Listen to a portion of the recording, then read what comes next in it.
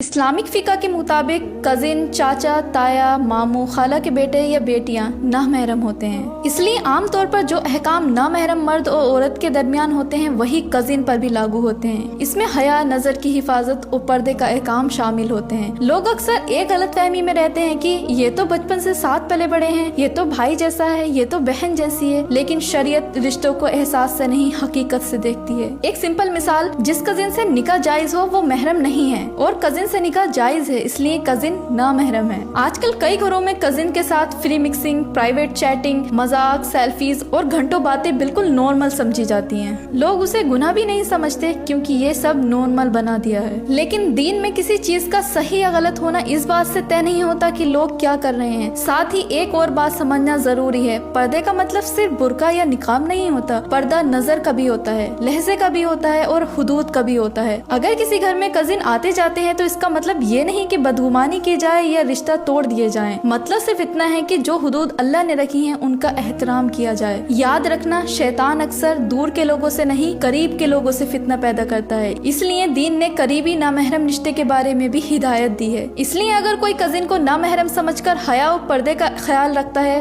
तो वो एक्सट्रीमिज्म नहीं कर रहा है, बल्कि एक मशहूर इस्लामिक हुक्म पर अमल कर रहा है। अल्लाह ताला नियत और कोशिश दोनों देखता है। हया और पर्दा बोझ नहीं, मोमिन की इज्जत और हिफाजत का जरिया है।